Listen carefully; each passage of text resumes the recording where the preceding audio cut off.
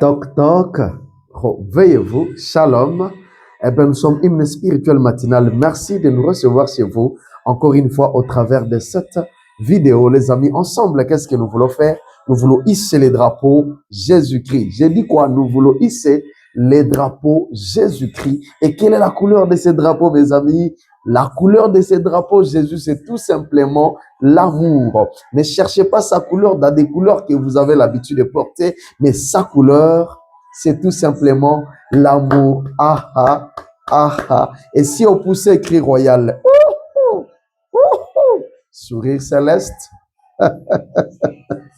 avec la mère des conquérants, pour la gloire de ses drapeaux, Jésus. Nouveau jour, nouvelle vie, nouvelles opportunités. Et pour vous, et pour moi, bien-aimés frères et sœurs, et c'est mois de juillet, le mois, les chiffres 7, la perfection. Dites avec moi la perfection. Tout est parfait pour vous. Lorsqu'on vous pose la question le matin, comment ça va? Dites, tout est parfait au nom de Jésus-Christ. Tout est parfait pour votre foyer. Tout est parfait pour vos business.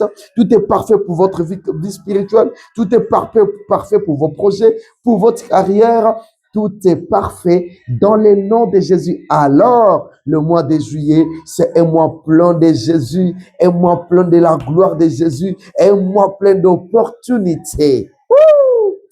Celebrate Jesus, celebrate 2026, année onésime, l'année de mon utilité. Et vous savez, c'est la toute première émission de ce mois à terme d'enseignement. Hier, nous avons prié ensemble. Merci pour vos témoignages. Merci pour vos commentaires. Merci pour les nouveaux abonnés. Merci pour de likes, mais aussi merci pour ceux qui ne cessent de partager et de nous donner leurs suggestions. Soyez bénis abondamment. Celebrate Jesus. Celebrate. Nous allons découvrir ensemble ce que le Saint-Esprit veut nous enseigner pendant ces mois de juillet.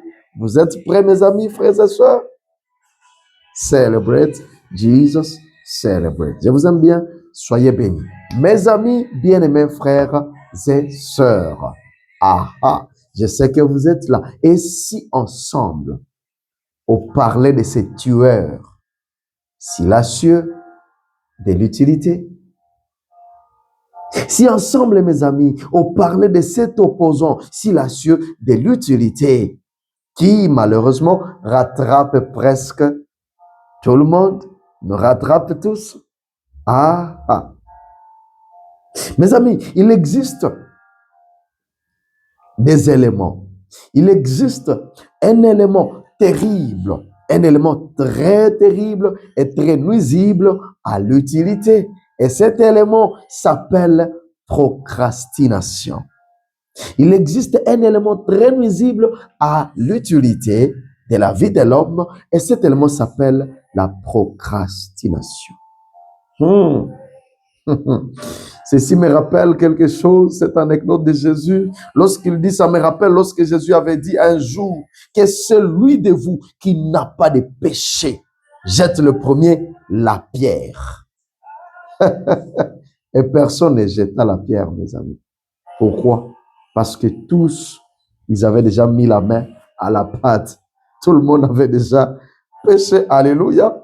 Alors ce matin, je viens pour dire que personne d'entre nous ici qui n'a jamais procrastiné lève fièrement la tête et dire c'est moi, ça y est, je n'ai jamais procrastiné. Quel est celui d'entre nous ici ce matin qui n'a jamais eu à procrastiner? Lève fièrement la tête et nous allons te regarder. Et si déjà il y en a un qui existe et qui n'a jamais procrastiné, alors dis-toi, dites-vous que nous avons beaucoup à apprendre de vous. Je peux dire déjà bravo, coup de chapeau. Alors nous autres là, nous aurons beaucoup à apprendre de vous. Alléluia, bravo, bravo, bravo. Ah, et nous autres alors, nous les procrastinateurs, bien-aimés frères et sœurs, mes amis, mes camarades procrastinateurs, vous êtes là, ne faites pas semblant. Vous me regardez, vous tombez sur cette vidéo. Venez, ça nous concerne tous ensemble ici. Asseyons-nous, venez, asseyons-nous et parlons. Ou alors, écoutons ce que le Saint-Esprit a à nous dire concernant la procrastination. Merveilleux, n'est-ce pas? Acclamons le Seigneur, acclamons le roi Jésus, acclamons le Saint-Esprit de Dieu. Alléluia. Mes amis, le Saint-Esprit de Dieu est soucieux de notre utilité. Il voudrait nous apprendre quelque chose concernant la procrastination. Le Saint-Esprit est soucieux de notre utilité. Il est soucieux de ton utilité. Et je le déclare encore avant la fin de cette année. Personne ne va rester inutile. Si toi tu tombes sur ces vidéos chaque matin, je prie au nom de Jésus que par la puissance de Jésus et par la force du Saint-Esprit, quitte du côté des inutiles, sois utile au nom de Jésus. Ta famille compte sur toi, sois utile. Ta société compte sur toi, sois utile. Le royaume de Dieu ici pour avancer compte sur toi, mon frère, ma soeur. Oui, c'est de toi que je parle. C'est à toi que je suis en train de parler. Le royaume des cieux a besoin de toi. Alors, sois utile au nom de Jésus-Christ. Ton école, le monde a besoin de toi. Ta communauté a besoin de ton utilité. Avant la fin de cette année, mon frère, ma soeur, quitte du côté des inutiles.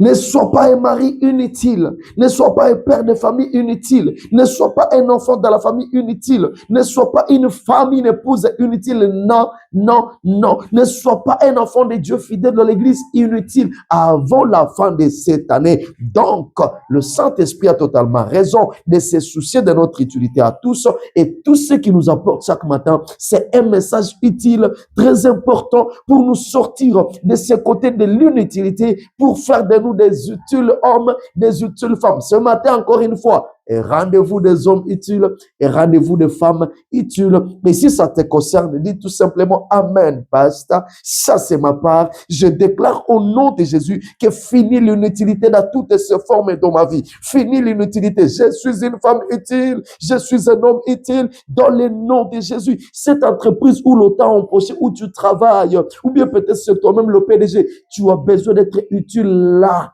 C'est ça la mentalité du royaume. Waouh! Alléluia! Et si mes amis, j'ai le plaisir de nous introduire à un nouveau sous-sujet ce matin. Nous avons pris quelques temps en train de parler de quelques principes de l'utilité. Et ce matin, nous prenons plaisir de nous introduire à un nouveau sous-sujet qui s'intitule comment déjà, pasteur? Quelques opposants de l'utilité. Quelques opposants de l'utilité. Voilà un peu les sous-sujets où le Saint-Esprit vient encore nous amener pendant ces quelques jours, bien-aimés frères et sœurs. Quelques opposants. Il existe quelques ennemis, quelques opposants à l'utilité et c'est là que le Saint-Esprit va nous amener pendant ces quelques temps. Alléluia, alléluia. Mes amis, Dieu nous veut utiles tous ensemble. Dieu nous veut utiles, je l'ai dit et je le redirai encore. Et c'est ça son plan originel. Le plan de Dieu originel, c'est que nous soyons tous utiles. Sois utile au nom de Jésus-Christ. C'est pourquoi il ne dépose pas Adam et Ève dans le jardin, leur dit, ben, soyez là, baignez-vous, écartez-vous, et je ne sais pas, faites comment. Non, il dit, cultivez, multipliez. Soyez féconds. Ça fait appel à l'utilité que l'homme doit pratiquer, qui doit sortir dans l'homme, mes amis. Dieu est soucieux de notre utilité. Tu tombes sur cette vidéo, peu importe ton âge, Dieu te veut utile, mon frère, ma soeur. Alléluia. Alors, c'est ici que nous allons parler de certains éléments, les opposants de l'utilité de l'homme. Et voilà pourquoi nous sommes en train de qualifier certains éléments des opposants de l'utilité. Et comme pour introduire ces éléments, Dieu veut que nous soyons en train de parler de la procrastination. Et dans cette dimension ici, nous allons prendre, il y aura des éléments, les opposants internes de l'utilité, mais aussi les opposants externes de l'utilité. Et c'est ainsi que, bien aimés frères et sœurs, nous commençons par la procrastination. Donc, vous comprenez que nous sommes du côté des éléments et opposants de l'utilité au niveau interne d'abord. Et au niveau interne, nous commençons par la procrastination. Je te regarde, mon frère, ma soeur. Tu as procrastiné déjà ce matin. Tu as procrastiné hier, avant-hier, et tu t'es préparé pour procrastiner demain. Ce message te tombe dessus. Ne zappe pas. Mais c'est à toi que Dieu est en train de s'adresser. Le Saint-Esprit te connaît. Même sous ton lit, il te connaît. Dans ton cœur, il te connaît. Il te parle de la procrastination comme étant un élément nuisible à l'utilité. Waouh! On acclame les Seigneurs. Alléluia. Permettez-moi, mes amis, avant de dire un mot concernant la procrastination, de nous rafraîchir un peu. Est-ce qu'on a besoin de rafraîchissement? Est-ce qu'on peut se rafraîchir un peu? Bien évidemment, pasteur. Tout le monde qui s'opposerait au rafraîchissement, ça ferait du bien, n'est-ce pas? À nos corps, à nos esprits, à nos âmes. On va se rafraîchir un peu ce matin. Waouh! À quoi vous attendez-vous déjà? Hâte de vous rafraîchir ensemble avec nous. Allons-y ensemble pour ce rafraîchissement. Je la vois avec Onésime.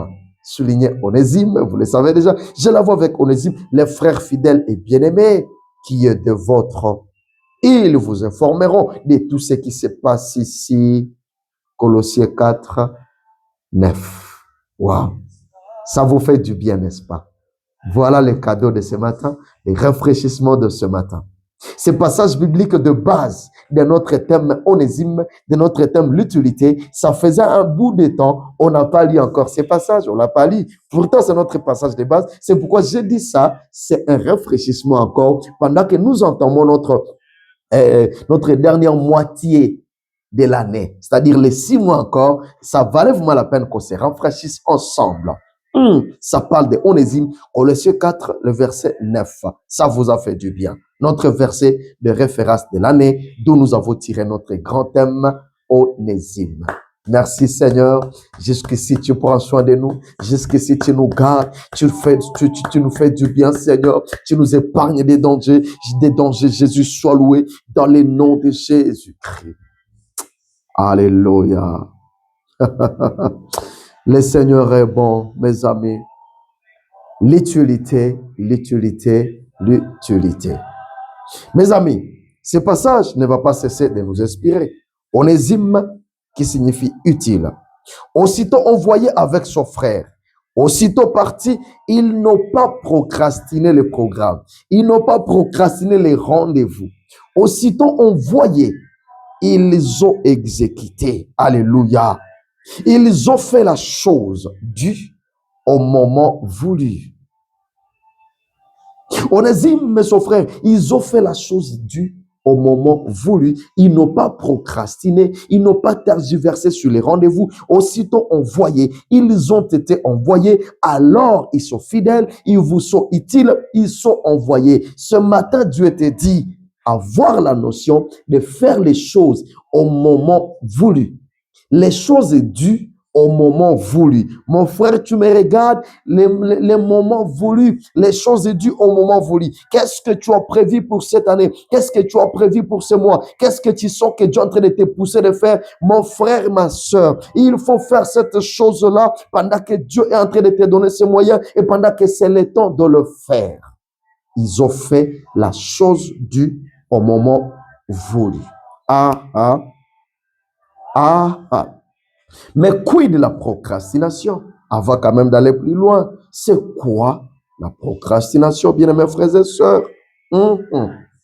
Et mes amis, je pense on va s'arrêter ici ce matin juste à la définition de la procrastination. La procrastination, bien mes frères et sœurs, disons que cette habitude, l'habitude de retarder ou de renvoyer à plus tard, l'habitude de retarder ou de renvoyer à plus tard une tâche qui doit se faire maintenant. Je te regarde droit dans les yeux, mon frère, ma soeur. Il y a une tâche de ce matin, fais-le. C'est pas pour rien que la Bible dit à chaque jour suffit sa peine. Je te le répète, à chaque jour suffit sa peine, mon frère, ma soeur. À chaque jour suffit sa peine. C'est-à-dire cette habitude de renvoyer à plus tard la chose ou la tâche qui doit s'exécuter maintenant. Et ceci, mes amis, sachez qu'il y aura des conséquences. Il y aura des conséquences négatives à cause d'avoir zappé cette activité. Vous savez bien que lorsque je rate cette activité, cette tâche, il y aura quand même des conséquences. Ça ne va pas se passer inaperçu, mais quand même, vous le faites, vous zappez cette action-là. Alléluia. C'est ce qu'on appelle la procrastination. Mes amis, sachant bien que ceci va avoir des conséquences, vous dites, ah ben, je ne vais pas le faire, je vais le faire après. Vous croyez que ça vous arrange? Ça vous arrange un peu d'une manière semblable pendant ce moment, mais ça vous cause des conséquences. Ça vous conduit tout droit vers l'inutilité petit à petit. Alléluia. Et ça touche, mes amis, ça touche beaucoup d'entre nous pendant que je parle ce matin. Ça touche beaucoup les sœurs, les frères. Je ne sais pas quelle catégorie, ça nous touche presque un grand nombre. Et si, mes amis, la procrastination n'est pas seulement cette action de renvoyer, n'est pas seulement la paresse, mais ça prend la forme d'être une maladie, devenir une habitude. Et cette habitude, lorsque ça prend place à vous, ça vous détruit.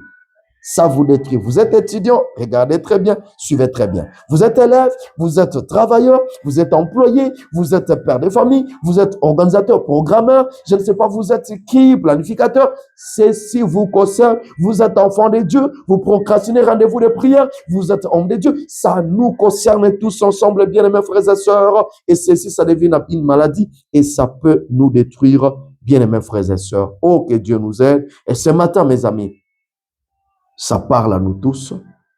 Le Seigneur nous en parle tous ensemble, sans exception. Ah, c'est un ennemi de l'utilité, la procrastination. Seigneur, nous nous abandonnons entre ta main. Nous avons chacun une mission à remplir, à accomplir dans ce monde ici. Fais-nous grâce.